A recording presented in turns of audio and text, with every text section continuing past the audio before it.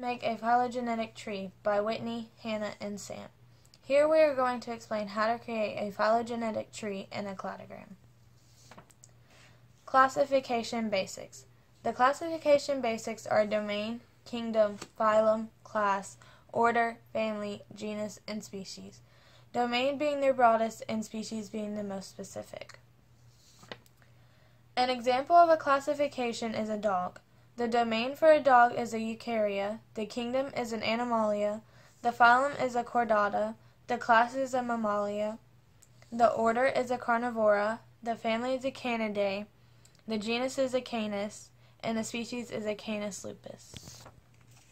Cladograms. A cladogram shows characteristics that are shared by organisms and then put together to form a hypothesis of how you think they may be related.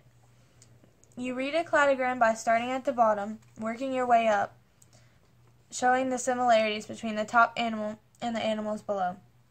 Over time, things will show up between animals in the cladogram, such as limbs, which shows differentiation between what was and what is evolving to be. Here is an example of a cladogram. The salmon being the least common ancestor and the chimp being the most common. Things such as lungs, claws or nails, fur and mammary glands, and opposable thumbs have added up to create how the chimp is today. Phylogenetic tree basics. A phylogenetic tree is a cladogram that represents evolutionary relationship. Two types of data are used.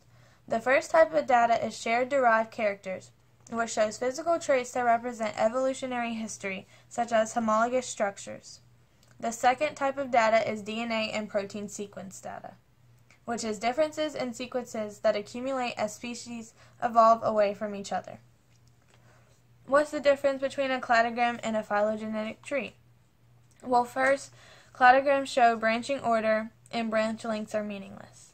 And second, phylograms show branch order, but they also have the length that matter. How to construct a cladogram. Step 1. Put organism characteristics on a chart. Once they are placed on a chart, put the characteristics in order from greatest to least. Step 2. Put in order from lowest to highest on the cladogram, with the lancelet being the lowest and the leopard being the highest. Step 3. Add the characteristics between the animals, such as the backbone, the jaws, the four legs, the amniotic egg, and the hair. Here are two examples of what the cladogram should not look like because the two organisms right here got mixed up. The salamander is supposed to be after the salmon because salmons don't contain lungs, so lungs are added to the salmon. In this one, the turtle and the salamander are mixed up because the salamander does not contain amniotic eggs, but the turtles do. Maximum parsomy, which means, all else being equal, is a trait is assumed to evolve once and be present in all descendants. Conclusion. Thank you for listening to our presentation on how to create a phylogenetic tree and cladogram.